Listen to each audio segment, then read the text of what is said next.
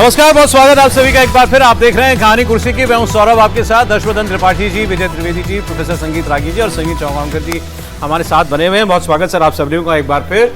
और पाकिस्तान को हमारी तरफ से बहुत बहुत बधाई। सारे पाकिस्तानियों को आज बहुत बधाई देने का दिन है। आप लोगों को कहीं सोशल मीडिया पर कोई आपको मिल जाए, कोई हमारे प्रोग्राम कोई विदेश में देखता हो तो लंदन में, यूएसए में, कहीं कनाडा में दिख जाए तो सबको आज आप उनको बधाई दीजिएगा। पाकिस्तान को नए अब्बू मिल गए हैं।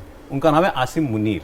आसिम मुनीर को सच में पाकिस्तान ने अपना शहंशाह, डिक्टेटर, तानाशाह जो कह लीजिए वो डिक्लेयर कर दिया है। अच्छा, डिक्लेयर करने की नौबत जरूरत थी नहीं, क्योंकि वो था ऑलरेडी, सब कुछ करीब हो ही रहा था। वही है ना जो अपने प्रधानमंत्री को कभी कभी विदेश यात्रा पे भी ले जाता है। अभी वो अजरबैजान भी गए तो साथ में लेके गए अपने प्रधानमंत्री को व्हाइट हाउस में। पहले इनको बुलाया जाता है, बाद में ये कहते हैं अब की अगली बार अपने प्रधानमंत्री को भी ले आना। ट्रंप साहब से मुलाकात करवाई थी इन्होंने। लेकिन एक कसक थी आसिम मुनीर की कि ये सब तो ठीक है, ये तो तब तक है जब तक मैंने ये वर्दी पहनी हुई है, इसके बाद क्या होगा। तो उन्होंने शहबाज शरीफ को कहा, भाई काम करो, तुम संविधान बदल दो। अब पाकिस्तान की हुकूमत आसिम मुनीर के आगे कैसे दुम हिला रही है, कैसा सरेंडर किया है। और कुछ पाकिस्तानी जिनमें आज अपनी इस देश के अंदर उनके जो कुछ भी गलत हो रहा है उसके खिलाफ खड़े होने की ताकत है या अंदर इतनी हिम्मत है, वो गालियां दे रहे हैं कि इस देश का तुम बनाना क्या चाहते हो। इसका सबूत पाकिस्तान ने दिया है। इतना ही नहीं, आसिम मुनीर पाकिस्तान की अवाम की हुकूमत करने के से भी ऊपर चला गया, एक लेवल और ऊपर चला गया। शहबाज शरीफ अब चाहे भी तो उसका कुछ नहीं बिगाड़ सकता। पाकिस्तान की कोई अदालत आसिम मुनीर के ऊपर कोई मुकदमा तो छोड़िए, कोई सवाल भी नहीं पूछ सकती। अब तक मुनीर शहबाज शरीफ की एक मजबूरी था, अब वो शहबाज शरीफ का डिक्लेयर्ड बॉस है। फील्ड मार्शल का तमगा पहले ही मिल गया था लेकिन मन नहीं भरा, तो आप खुद के लिए एक नई पोस्ट क्रिएट करवा ली। पाकिस्तान की हुकूमत ने उस बिल को, उस कैबिनेट ने मंजूरी दे दी है, उसे पार्लियामेंट में पेश कर दिया गया है। और मुनीर अब चीफ ऑफ डिफेंस फोर्सेस कहलाएगा, सीडीएफ। हमारे यहां सीडीएस होता है ना, चीफ ऑफ डिफेंस स्टाफ। उन्होंने पोस्ट क्रिएट की है सीडीएफ, कंबाइंड डिफेंस फोर्स, इनका commander of defence forces, chief of defence forces. इसके लिए पाकिस्तान की सेनेट में, पार्लियामेंट में, उनके आईन में, मतलब कॉन्स्टिट्यूशन में संशोधन किया गया। 27 नवंबर को मुनीर पाकिस्तान का सीडीएफ बन जाएगा। इसका मतलब यह है कि वो ताहयात, मतलब जब तक वो जिंदा है तब तक के लिए फील्ड मार्शल है, तब तक के लिए वो वर्दी पहन सकता है, तब तक के लिए उसको जो भी बंगला, गाड़ी, घोड़ा, तनख्वाह जो मिलेगी वो सब कुछ उसको मिलेगा। उसके ऊपर कोई मुकदमा नहीं चल सकता, उसको लीगल इम्यूनिटी है। और ये इंपॉर्टेंट है क्योंकि पाकिस्तान के राष्ट्रपति को भी ताउम्र इम्यूनिटी हासिल नहीं है। पाकिस्तान का राष्ट्रपति 5 साल के लिए है, कभी हटेगा, उसके ऊपर अगर कोई मुकदमा चलाना चाहे तो चलाया जा सकता है। आसिम मुनीर अब ये सीडीएफ बन जाएगा और आर्मी चीफ भी रहेगा और सीडीएफ भी रहेगा। और ये 5 साल के लिए तो होगा ही, लेकिन इसके बाद भी उसके ऊपर कभी कोई मुकदमा नहीं चल सकता। अब पाकिस्तान का राष्ट्रपति, प्रधानमंत्री चाहकर भी उसे कभी हटा नहीं सकता। उसे हटाने का एक तरीका है इंपीचमेंट, महाभियोग। जैसे राष्ट्रपति को हटाया जाता है या हमारे यहां सुप्रीम कोर्ट के जज को हटाया जाता है या हाई कोर्ट के जज को, वैसे संसद के अंदर 2/3 बहुमत ला करके अगर कभी ऐसी हिम्मत जुटा पाए पाकिस्तान के नेता तो वो आसिम मुनीर से छुटकारा पा सकते हैं। वरना आसिम मुनीर आज से किंग है पाकिस्तान का। अभी जो नया पोस्ट क्रिएट किया गया है सीडीएफ का force, commander of defence forces, ये आर्मी चीफ के साथ साथ चलेगा। मतलब आगे भी कोई आर्मी चीफ बनेगा तो वो साथ साथ में सीडीएफ होगा। सीडीएफ का मतलब ये कि अब एयरफोर्स और नेवी वो आर्मी चीफ के अंडर होंगी। आर्मी चीफ को रिपोर्ट करेंगे वहां के एयरफोर्स के चीफ और नेवी के चीफ। ये बड़ी पुरानी हसरत थी पाकिस्तान की आर्मी की कि सब कुछ चलाते तो हम हैं, फिर भी दुनिया को ये कहना पड़ता है कि ये तीनों चीफ बराबर हैं। लेकिन अब वो खत्म हो गया।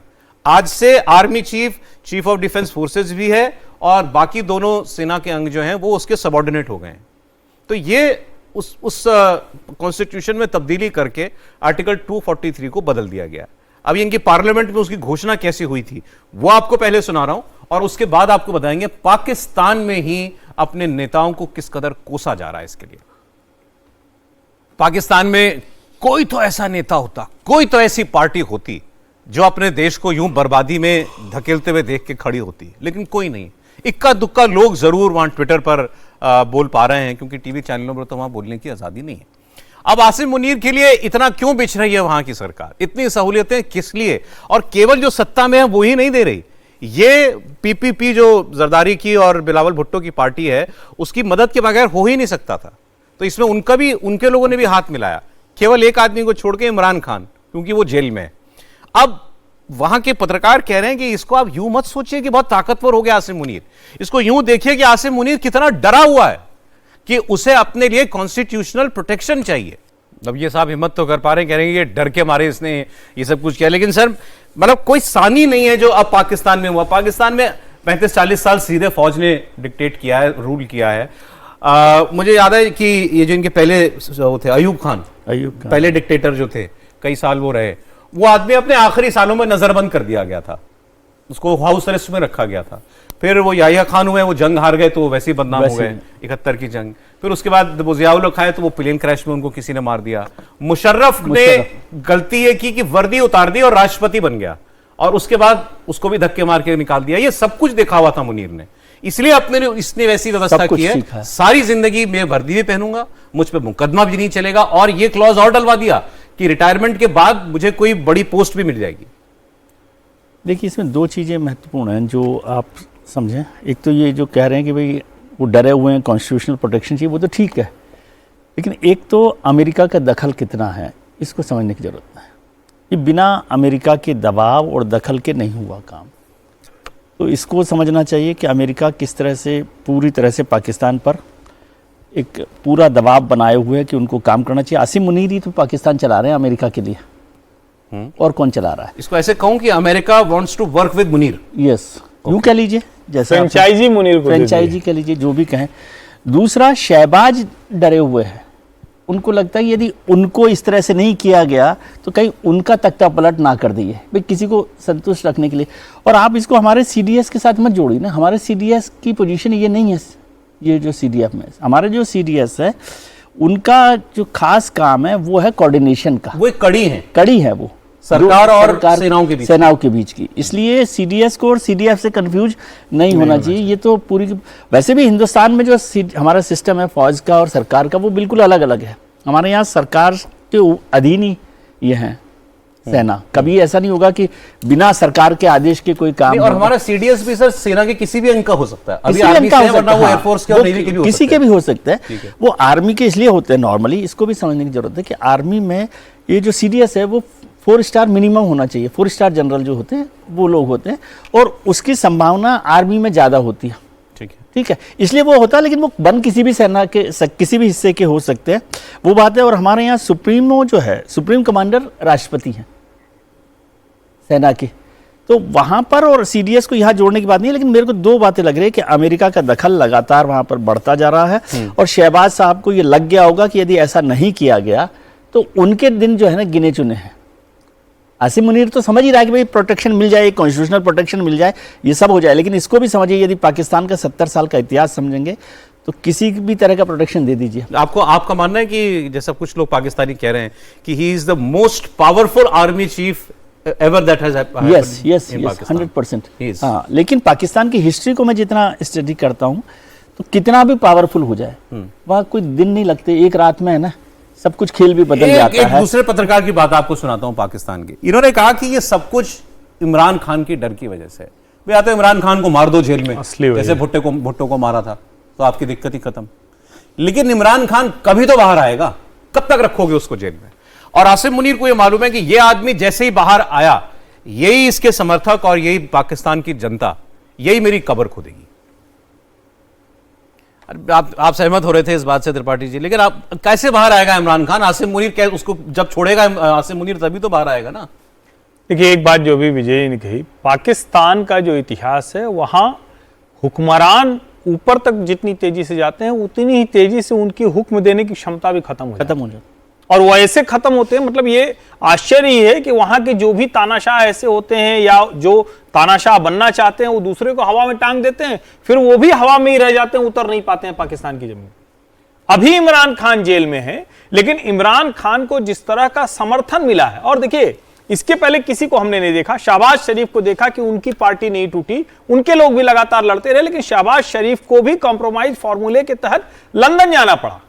इमरान खान उसी देश में है और फिर भी उनके समर्थक अभी ताकत के साथ लड़ रहे हैं, यह सामान्य बात नहीं। इमरान खान का ही वो डर है कि आज नहीं तो कल, मान लीजिए सुप्रीम कोर्ट के क्यों पावर कर्टेल करने हैं, क्यों अपने को इस तरह से इंपीचमेंट से बाहर करना है। इसका सीधा सा मतलब है कि उनको डर है कि आज नहीं तो कल इमरान खान वापस आ सकते हैं, और तब जो प्राइम मिनिस्टर होगा, जो उनकी सदन में वो पेश करते हुए उनके मंत्री कह रहे थे कि संसद करे, प्रधानमंत्री ना कर पाए, तो वो एक गुंजाइश चाहते हैं कि असीम मुनीर के ऊपर जो उनके कुकर्म है, जो उनके गंदे काम है, उसको कोई सजा न मिल सके। मैं जो पहले व्यक्ति ने जो संविधान कॉन्स्टिट्यूशन जो चेंज किया उन्होंने, उसमें सिर्फ ये नहीं है कि कोर्ट अगर असीम मुनीर को हटाना होगा तो 2/3 मेजोरिटी आप पार्लियामेंट में प्रूव करो और हटा दो। उसमें एक क्लॉज और डला हुआ है कि अगर आसिम मुनीर पे आपको केस लेके आना, पार्लियामेंट में अगर लेकर आना आपके 2/3 मेजोरिटी के लिए, तो पहले आपको राष्ट्रपति की परमिशन लगेगी, सुप्रीम कोर्ट के चीफ जस्टिस की परमिशन लगेगी, और जिस आरोप लेकर आ रहे हो वो आरोप आपको लिखित में जो चीफ ऑफ डिफेंस फोर्सेस जो बना है उसको आप देने पड़ेंगे, और सेना अगर सहमत होगी कि आरोप प्रूव हो रहे तो ही आप इसको लेके आओगे पार्लियामेंट में। तो क्या कभी सेना सहमत होगी कि जो सीडीएफ है उसके ऊपर जो आरोप आप लगा रहे हो और जिस आधार पर आप 2/3 मेजोरिटी से उसको हटाना चाहते हो वो एक्सेप्ट होगा? तो उन्होंने जो क्लॉज डलवा है वो कभी भी पार्लियामेंट के अंदर अप्रूव नहीं हो सकते, कोई भी सरकार आ जाए, ना राष्ट्रपति एक्सेप्ट करेंगे ना सीजीआई करेंगे। राष्ट्रपति सीजीआई ने कर लिया तो क्या सेना इसे एक्सेप्ट करेगी कि हमारे सीडीएफ के खिलाफ आप लेके आ रहे हो? उसके लिए सेना की तरफ से अनुमति है, अनुमति देने वाला तो सीडीएफ ही रहेगा सर्वोच्च अधिकारी। लेकिन समीर जी, जब पॉलिटिकल एस्टेब्लिशमेंट चेंज होगा ना तो सीडीएफ को चेंज करेगा ना। सीडीएफ, और मैं कह रहा हूं आर्मी में दूसरा आर्मी को चेंज करेगा ना, आर्मी और आईएसआई में ये सोचना कि यही बना रहेगा। दो बातें इसमें बहुत इंपॉर्टेंट हैं, 3 रादर। एक, आर्मी चीफ सीडीएफ होगा, मतलब वो एयरफोर्स और नेवी का भी बॉस, पॉइंट नंबर 1। दूसरा, उसको लीगल इम्यूनिटी मिलना, जो वहां के राष्ट्रपति के पास भी नहीं है। मैं फिर दोहरा रहा हूं, आजीवन नहीं है।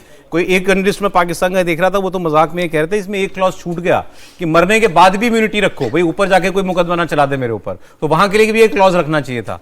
मतलब क्यों चाहिए यासिम मुनीर को? भाई तू बॉस है, अब तुझे एक्सटेंशन मिल गया 5-27 तक, तुझे कोई हटा नहीं सकता। तो सोचता है उसके बाद भी वो एक्सटेंशन ले लेता। इससे पहले कमर जावेद वाजा या राहिल शरीफ जो इनके आर्मी चीफ हुए, एक्सटेंशन लिया, रिटायर हुए, घर गए। सौरभ जी, हम एक बात बहुत भूल रहे हैं और इस चीज को हम लोग अभी तक नहीं लाए हैं। ट्रंप वो फैक्टर हैं, यदि व्हाइट हाउस में शहबाज और ये दोनों जाते हैं तो क्या डील हुई है ट्रंप और मुनीर के बीच में? मुझे लगता है कि इस चीज को हमको जानने की आवश्यकता है, इसके बारे में विस्तार से जानने की। निश्चित तौर पर अमेरिका एक बहुत बड़ा फैक्टर है यहां पे। अब आप देखिए, चीन का जो वर्चस्व पाकिस्तान के अंदर बढ़ रहा था, हार्डवेयर, मिलिट्री हार्डवेयर के बारे में, टेक्नोलॉजी के बारे में, इंफ्रास्ट्रक्चर को लेकर के, सीपेक को लेकर के, आज वो कहीं डिस्कशन में नहीं है और एक ढंग से अमेरिका ने उसको ब्लॉक कर दिया है वहां पर जाकर के। अब जो है एक पाकिस्तान के अंदर ये घटित हो जाता है। अभी नेशनल असेंबली, जैसे हमारे यहाँ लोकसभा है, उनका नेशनल असेंबली है, सीनेट उनका अपर हाउस, जैसे हमारे राज्यसभा है। जैसे ही वो पास हो जाती है तो एक ढंग से हम कह सकते हैं कि दुनिया का एक नया मॉडल होगा। ये कॉन्स्टिट्यूशनली मैंडेटेड मिलिट्री डिक्टेटरशिप ये दुनिया में कहीं नहीं है। कॉन्स्टिट्यूशनली मैंडेटेड मिलिट्री डिक्टेटरशिप जो है वो पाकिस्तान के अंदर एस्टैब्लिश होगा। एक इसका रास्ता आगे आने वालों में क्या भविष्य आप देख रहे हैं? जिसे कहते हैं ना कि कई बार जब रिवॉल्यूशन बहुत ज्यादा बढ़ जाता है ना तो अपने आप को खाना शुरू कर देता है। तो यही स्थिति में पाकिस्तान आ जाकर के खड़ा होगा। यहां से उसका जो रास्ता है वो तख्ता पलट का रास्ता है, और यह तख्ता पलट का रास्ता शहबाज के खिलाफ नहीं होगा। शहबाज तो कुछ नहीं, एक छोटा सा प्यादा है।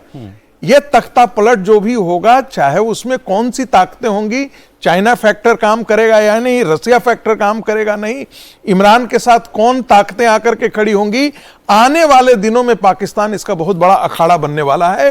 और पाकिस्तान के जिसे हम कहते हैं अभी के सेनाध्यक्ष की हालत भी वही होगी जो एक दिन आप देख रहे हैं कि जियाउल हक के साथ हुआ था बिल्कुल ठीक। या मुशर्रफ के साथ हुआ था। मुशर्रफ हैं या चले गए? Death हो गई ना, Death हो गई ना। डेथ हो गई। मैं ये आपको कह रहा हूं ना कि वहां पर बात है, मुशर्रफ का आखिरी वीडियो मेरे देखा ख्याल से दुबई में रोते हुए कि मुझे पाकिस्तान वापस आना वापस है, आना। लेकिन वो मरने से पहले नहीं, वहीं पर उनकी डेथ हुई थी। लेकिन मैं ये कह रहा हूँ कि पाकिस्तान को समझ लीजिए तो उसकी एक लाइन है कि वहाँ कानून का राज नहीं चलता। वो कितनी लाख इम्यूनिटी ले ले, किसी दिन क्या होगा आपको पता नहीं है। बिल्कुल। ये मैं आपको कह रहा हूँ। और आज के दिन में जितने भी जैसे आज किसी ने कॉन्स्टिट्यूशन बदला है, हाँ, वो परसों आके कोई और कोई बदल देगा, इसलिए इसका कोई बहुत मायने नहीं है अपने आप में। जमाते इस्लामी पाकिस्तान के अंदर एक बहुत बड़ा ताकत है, बहुत बड़ा है।